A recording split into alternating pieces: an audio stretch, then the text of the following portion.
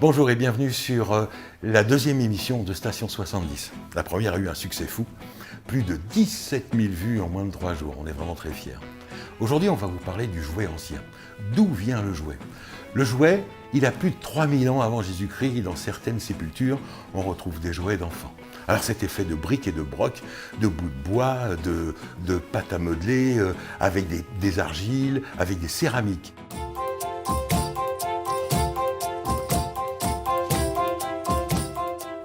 Là, on va parler maintenant des jouets à partir de la révolution industrielle, c'est-à-dire à partir de 1800, quand est née les nouvelles manufactures.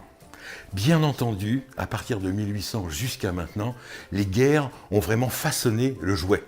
D'ailleurs, n'importe quelle miniature, même de ma génération des années 60-70, on appelait ça des soldats, parce que c'était vraiment l'expression des faits de guerre qu'il y a eu dans ces époques-là. Les jouets les plus anciens, c'est par exemple celui-ci que vous pouvez trouver à Station 70. C'est un papier mâché. C'est-à-dire qu'on est papier de récupération, qu'on mouille, qu'on met dans des moules, qu'on laisse sécher à l'air libre, on a une forme et après c'est peint à la main. Ça date de 1860.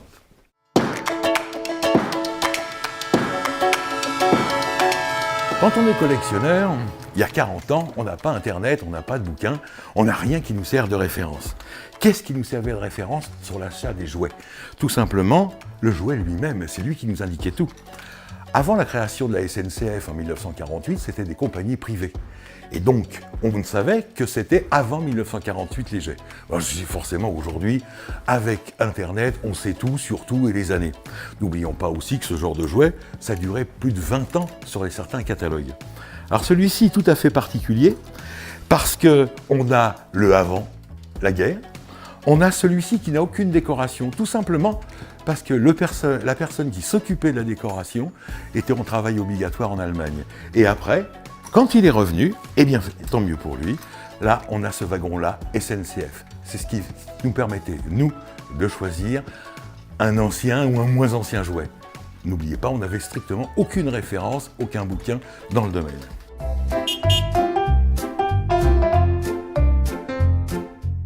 L'automobile qui est arrivée depuis la naissance 1800, on représentait de très vieux tacos. Et là, aujourd'hui, on a eu des marques absolument splendides, des marques françaises comme Norev, qui étaient des petites matières plastiques, et bien entendu, le Dinky Toy.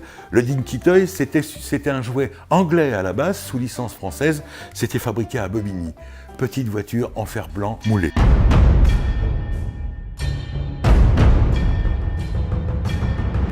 On ne peut pas traverser le XXe siècle sans penser, à un moment donné, aux jouets guerriers.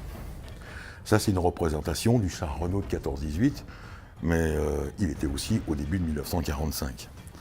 L'ensemble de ces conflits ont amené des créateurs à avoir du jouet et uniquement du jouet guerrier. C'était quasiment patriotique d'avoir des jouets qui représentaient les soldats qui sont morts au champ d'honneur. Ça, c'est un petit jouet Britains en plomb, parce que aussi on va parler des matières, qui était en plus une particulière, c'est qu'il était articulé, ce qui est très rare pour des soldats en plomb. Pour les matières elles-mêmes, c'était en fonction de la situation économique. Quand on était dans des périodes fastes, on avait du plomb et des matières nobles, et quand on était dans des périodes juste après-guerre, on avait des aluminiums. Alors il y a eu un monsieur qui, à la Seconde Guerre mondiale, mais on en reparlera sur l'émission du 4 juin, puisqu'on va faire un spécial débarquement avec la présentation de la Jeep. Là, c'est un petit objet très rare, c'est le Général de Gaulle, fait par Aludo, qui est une petite marque de jouets, et ils avaient fait la représentation du Général de Gaulle. À partir de 1910, il y avait aussi ce côté fondamentalement éducatif. Là, on a une petite usine, 1910, avec un petit transformateur et un moteur en 110, et un ensemble d'outils qui sont des scies circulaires, qui sont des meuleuses, qui sont des perceuses. Alors là, il n'y avait aucune norme. C'est-à-dire que je pense qu'il y a un paquet de gamins qui ont perdu un bout de doigt, qui ont perdu un bout de quelque chose. Parce que là, la lame, elle fonctionne, elle est opérationnelle, la meuleuse est opérationnelle et la perceuse aussi. Ça, c'est 1910, c'est le jouet technique de Paris. Et les enfants, comme le jeu est toujours quelque chose d'éducatif, ça permettait aux enfants de voir comment ça fonctionnait. Surtout comment fonctionnaient les urgences de l'époque. Mais bien sûr, il y a d'autres choses qui ont inspiré bien sûr, les créateurs de jouets. Par exemple, la voiture de course. Une magnifique Joustra, qui veut tout simplement dire jouet de Strasbourg, Joustra. Alors ça, je pense que pour les petits garçons, c'était un grand moment, c'est d'avoir la représentation de leur idole, quand il y a eu les représentations au niveau télévision, d'avoir la voiture de leur idole. Bien entendu, on ne peut pas parler, vraiment pas, de petits garçons sans le petit garage avec ses petites voitures. Deux marques se sont partagées le marché, la marque Dejoux et la marque Jouet Bois, il y a aussi qu'ils ont fait aussi, et surtout Starlux, qui était une petite entreprise qui était à Périgueux. Le garage, la pompe à essence et les petites voitures. Je pense que ça a dû faire rêver, déjà moi, mais en tous les cas, tous les enfants de cette époque-là. Le bois. Le bois, c'est extraordinaire. Le bois, c'est par exemple cette marque Dejoux. Comment ça fonctionnait la société Dejoux? En plaine, on découpait l'ensemble des parties à monter par exemple sur ce véhicule. C'était monté dans les alpages, et les gars qui étaient là avec leurs 2 vaches à faire 2 fromages au fond, gagnaient quelques centimes par véhicule. Donc ils montaient ça pendant l'hiver et c'était redescendu en plaine pour pouvoir être vendu. N'oublions pas que ça, c'est des jouets qui ont duré 15-20 ans.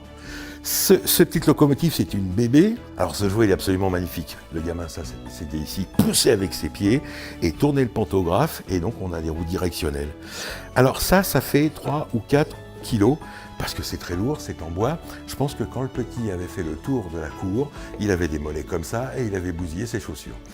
Ce qui a perdu ce genre de jouet, c'est l'arrivée du plastique.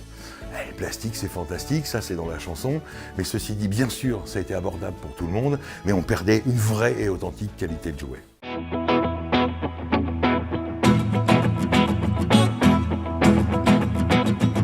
La grande révolution, qui est la révolution des années 50, 60, 70, c'était qu'on faisait avec des matières moins nobles, on faisait des jouets en très grande série, ce qui diminuait complètement le coût.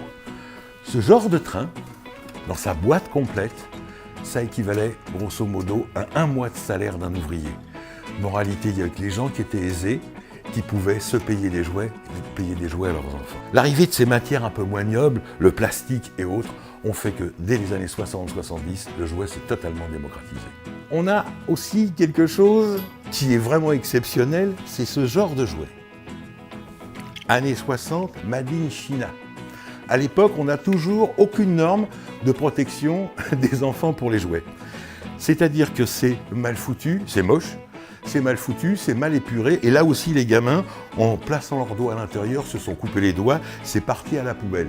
Tous les parents ont foutu ce genre de jouets qu'ils ont acheté peu cher, et tout est parti à la poubelle. C'est pour ça qu'aujourd'hui, ce sont des denrées très rares, parce que c'est vraiment, ils n'ont pas eu un grand avenir dans les familles. Le circuit 24, où on met 2 petites voitures, on a 2 petites manettes qu'on met en route avec le pouce. Ça, c'est le tout premier, ça date de 1930. Le système est simple. On a en dessous une languette qui permet de toucher le circuit, c'est la partie plus, et le pare-choc qui touche la partie moins, c'était grosso modo la glissière. C'est une voiture qui est en fond de coulée, qui fait près d'1 kilo. Mais c'était absolument étonnant, puisque quand ça tourne, ça fait des étincelles, c'est absolument démentiel. On ne peut pas parler du jouet ancien sans parler du train. Jouef. Alors bien sûr, il y a des marques beaucoup plus prestigieuses, comme Marklin ou autres. Jouef, petite entreprise à Champagnole, dans le 39. Mettez-vous dans le contexte. À l'époque, on voyageait en train. On allait en vacances en train. C'était pas un objet de consommation rapide. C'était 1 fois par an. C'était une épopée. C'était ça qui était extraordinaire. Aujourd'hui, on va dans le monde entier en moins de 5 minutes. Enfin, c'est un truc de fou. Il y a le TGV. Le TGV, mon Dieu. Quand on prenait son casse-croûte, qu'on descendait sur la Côte d'Azur, on mettait 7-8 heures pour faire un Paris-Marseille, dans des locomotives un peu poussives, avec des vitesses maximum de 120 km/h, et des arrêts toutes les 5 minutes. Ça, c'était aussi l'appel du voyage. Ça, il y a une vraie nostalgie des utilisateurs du train. La SNCF, cette entreprise a fait des émules absolument dans le monde entier, puisque nos trains français sont collectionnés dans le monde entier. Si on le regarde bien, Nos locomotives en plus ont un visage, elles ont une personnalité. Et ça, je pense que ça touche absolument tous les amoureux du train. Un jouet absolument magnifique, parce que c'est un vélo.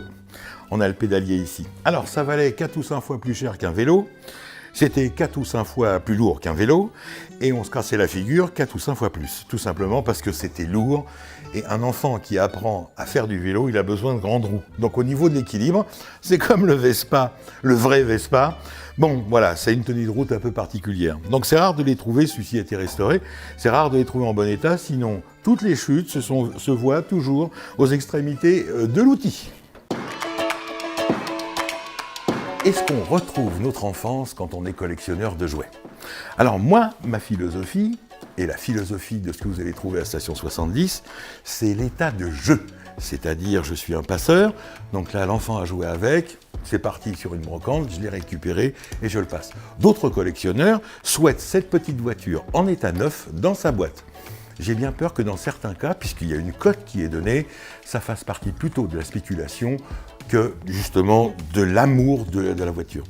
Ce qui est intéressant, c'est un rappel à nos souvenirs. C'est ça qui est important. Les collectionneurs, ce sont tous des nostalgiques et qui ont besoin de retrouver, peut-être qu'en miniature, la voiture du papa, la voiture de leur enfance. Ça me paraît assez évident. Rendez-vous le 4 juin sur TV. On va vous parler d'une voiture mythique, la Jeep, celle qui a participé au débarquement.